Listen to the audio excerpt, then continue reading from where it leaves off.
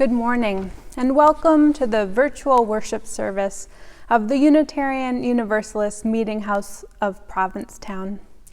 I am Reverend Kate Wilkinson, and I am so glad that you have joined us today. I'm especially happy to welcome congregations from all over Massachusetts who are joining us for our worship this morning as part of our summer worship tour. I love that we are teaming up to offer joint services this summer, especially while we are staying physically distant from one another. It is so good to be reminded that we are actually not alone. We are part of a network, part of a web of connection and care that extends far beyond our own households, our own congregations, our own towns. I hope as we worship this morning, you feel the tug of those threads of connection, reminding you that you are part of something wider and deeper than you know. Our opening words this morning are by Carolyn Owen Towell. Come into this space of worship. Come in bringing all of who you are. Rest and quiet your weak-worn spirit, for you are here to touch again eternal springs of hope and renewal. Calm your hurried pace. For this hour, let the cares, the fretfulness and worry be set aside. Forgive yourself. You are so very worthy of moving on, of making new efforts, of trying again. Know that you are not alone. There is strength and caring support for you here. You will find comfort if you but ask. You are a part of a community that stretches far beyond your inner circle. The circle widens and widens and widens. Enter with us into this time of worship. And as I light my chalice here at the Unitarian Universalist Meeting House of Provincetown, I invite you to light a candle wherever you are. You can even press pause on this video if you don't have a candle nearby, and then restart it when you've found your makeshift chalice. And this morning, since we are worshiping with folks from all over Massachusetts, I've reached out to a few people that I know in other congregations to light a candle along with me. In this way, we can feel connected even as we are apart.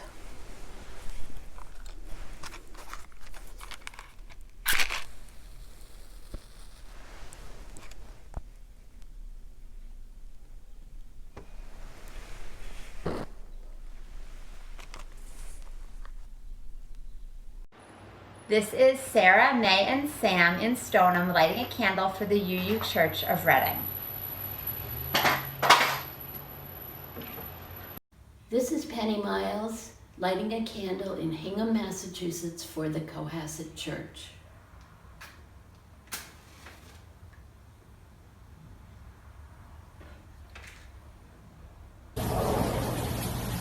Good morning. This is Peter from Kingston. Have a great day.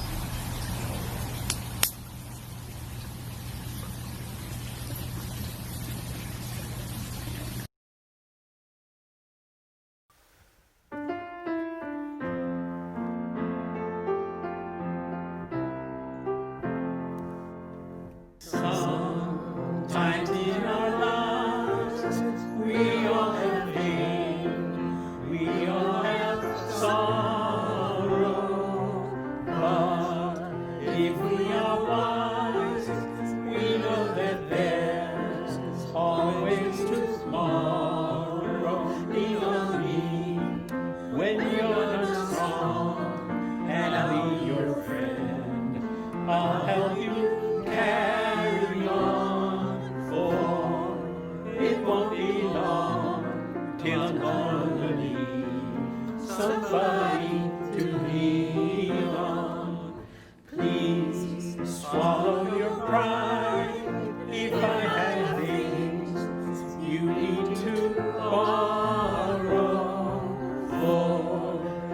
one can fill those of your needs that you won't let show me on me. When you're not strong and I'm your friend, I'll help you carry on. For it won't be long till I'm gonna need somebody to lean on. Just call on your brother when you need a friend. We all need somebody to lean on. I just might have a problem that you understand. We all need somebody to lean on. If there is a load you have to bear that you can't carry, I'm right up the road. I'll take your load. If you just call me, lean on me. When you're not strong, and I'll be your friend, I'll help you carry on. For it won't be long till I'm gonna need somebody to lean on.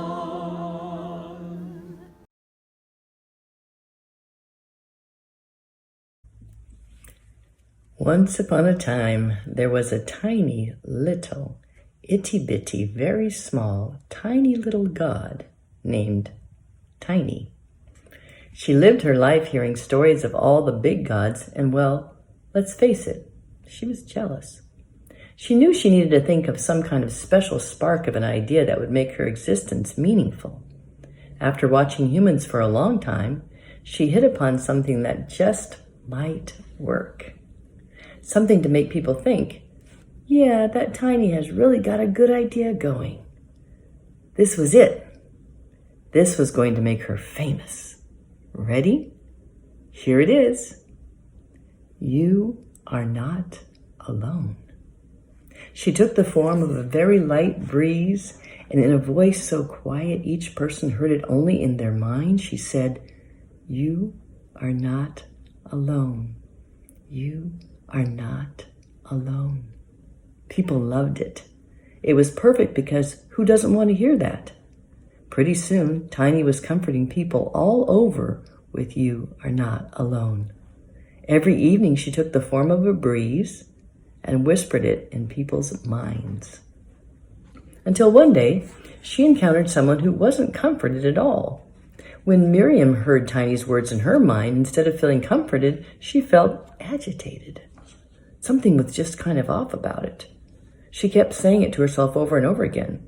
You are not alone. You are not alone. She tossed and turned. She couldn't sleep. In the morning, she went to read the paper, and instead of skimming everything, she found herself drinking in every single story. She was only halfway through when she found herself crying. I am not alone, she said. I am connected to every one of these people. They live in my town, in my country, in my world. They love their children like I love mine. They're scared sometimes, and so am I. They hurt like I hurt. I am not alone. I can help. Tiny was surprised. It hadn't occurred to her that someone might think of it that way. Tiny kept watch over Miriam to monitor this interesting development. Miriam and a coworker met online in a meeting and talked about a law they hoped the Senate would pass. And Tiny noticed when Miriam wrote a letter to her senator, she did it right away. She noticed that when Miriam turned in her grocery order, she bought a few extra things for her neighbor and left them with a colorful note on their porch. She noticed that Miriam had tears in her eyes when she joined her in her congregation's worship on her computer, and when she heard her favorite hymn through the small speakers. Miriam wrote to the choir director and the pianist to thank them. Tiny watched as Miriam wrote postcards to friends and family near and far, waved to the dog walkers who passed by her house, and strung up colorful lights in her living room window. But most importantly for Tiny, she noticed when Miriam received a phone call from a friend that she hadn't heard from in a long while. His voice was shaking. "I'm having a hard time," he said. He started to tell her about his troubles, but he began to cry. Miriam got herself comfortable in her favorite chair. "Take your time. I'll stay on the line with you. You're not alone. I'm here. I am here." Tiny heard those words like an echo in her mind. "You are not alone. I am here. You are not alone. I am here." Repeat that yourself right now. You are not alone. I am here. In that moment, Tiny knew that she was nothing without Miriam's hands and heart and spirit.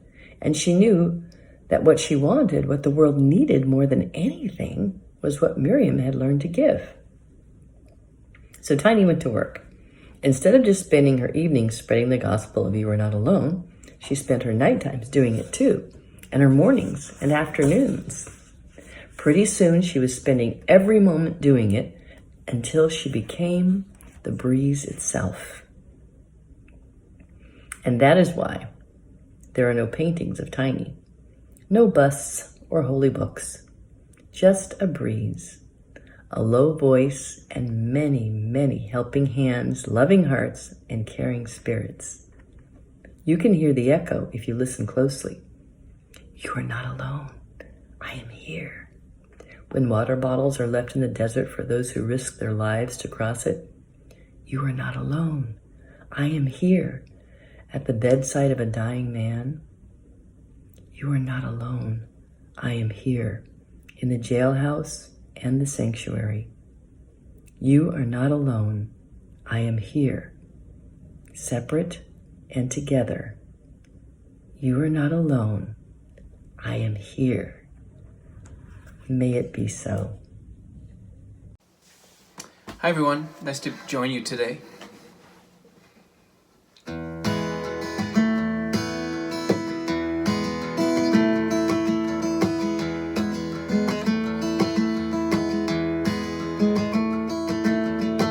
There's a voice calling through the ages, down the wind and across the pages, tales of faith, dreams of sages. Listen now, can you hear it? It's calling you. Oh, you're not alone. Can you hear it calling? It's calling you, calling down the wind.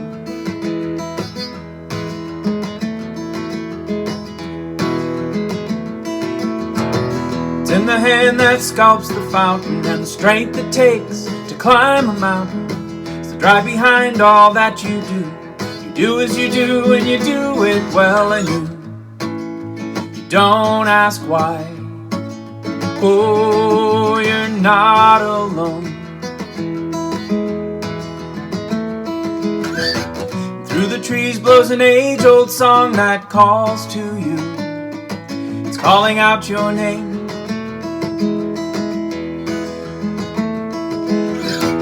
Can you hear it calling? It's calling you, calling down the wind.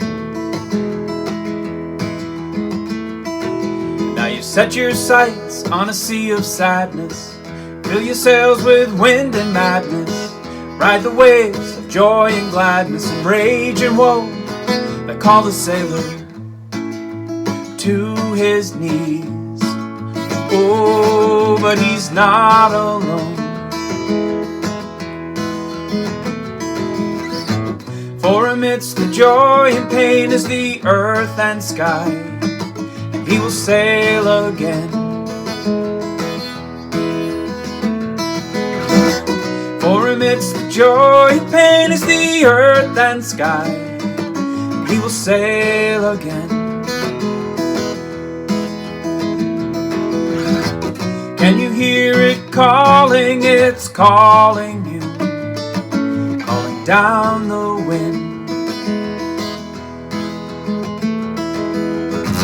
There are times that wind will blow right through you,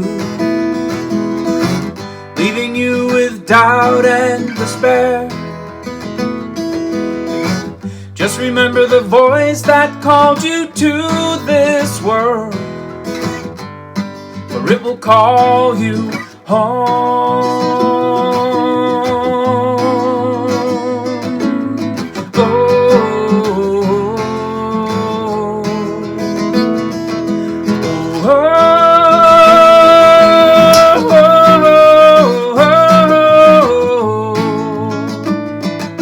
Calling down the wind.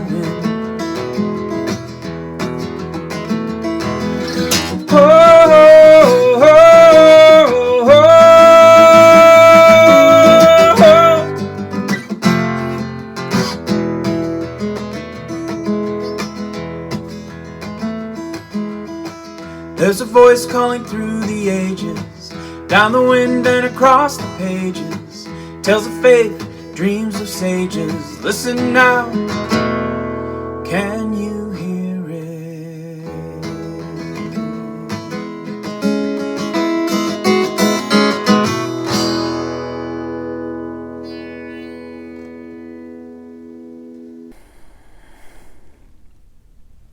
When I was a teenager, I used to attend the Young Religious Unitarian Universalist Conference on Star Island every summer. YRUU. It was the best part of my whole year.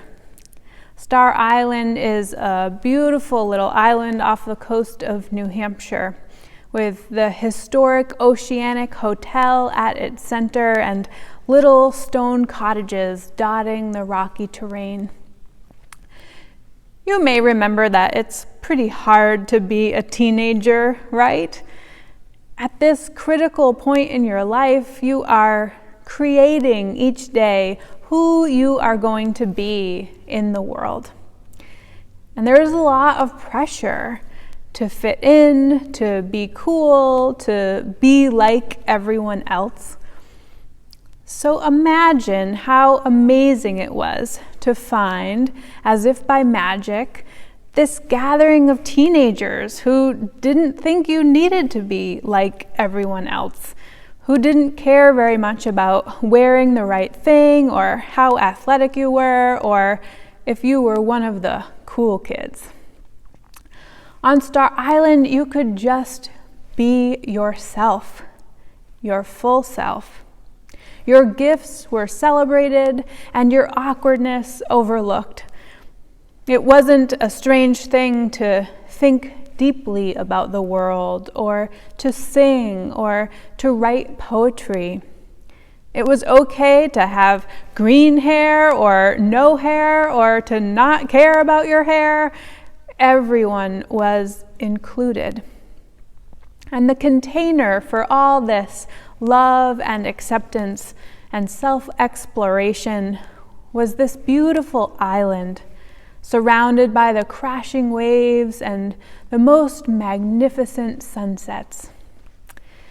Each evening after the sun had gone down, we would gather on the far end of the large wraparound porch of the Oceanic and be handed candle-lit lanterns, which we carried in a silent procession up to a little stone chapel. We hung the lanterns in the windows and worshiped together by lantern light. One of the songs that we used to sing was called the Barge Song, and there were two parts. The story was that two barges were passing in the night, and because they couldn't see each other, the crew on each boat would sing to signal where they were in that inky darkness. As the two barges approached each other, the song would get louder and louder and louder until, as they passed each other, they traded parts and sang the other boat's song until each tune faded into the night. It was always such a powerful chapel service when we sang the Barge Song. We started softly and then reached a deafening crescendo before the song leader would signal us with her arms to switch parts, and we'd slowly get quieter as we envisioned the barges fading into the distance. Another passing, safely navigated. The memories of this song and these people and this island helped me to navigate my teenage years. Even if sometimes on the mainland, in the real world, I felt lonely, I knew I was not alone because I had this tribe, this place to return to every year. A space where I could be my full self, could be recalled to my best self, could recalibrate my life in the company of others who were also seekers, who also cared deeply about the world, who also wanted to be present, be in awe, be in reverence.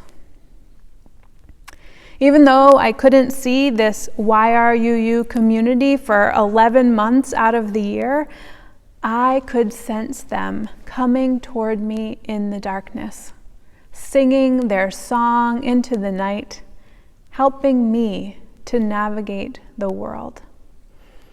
I was not alone. During this pandemic time, it feels like we are navigating in the fog, in the darkness. We are trying to figure out who we are in this new world, what we value, and how to be our full selves when our old lives have changed so significantly. And when we can't surround ourselves with our friends and loved ones, can't sit together each Sunday in worship. And yet, in the darkness, we hear that distant song. On the breeze, we hear that whispered message. You are not alone. Our faith communities, our families, and our self-selected family of friends are there for us, and we are there for them. We read the stories in the news, and though it's easier to separate ourselves from the people in them, we feel the tug of connection that won't let us feel separate. They are not alone. We can help. And if you are having a hard time right now, if you are feeling lonely or isolated or anxious, if you're not sure who you should be right now or how to navigate this turbulent time of fear and unknowing, I hope you can hear this message. We are here. Even if you can't see us, even if we can't wrap our arms around you, we are holding you tight. In his closing words, Wayne Arneson says, "Take courage, friends. The way is often hard, the path is never clear, and the stakes are very high. Take courage, for deep down there is another truth. You are not alone." Amen, and blessed be.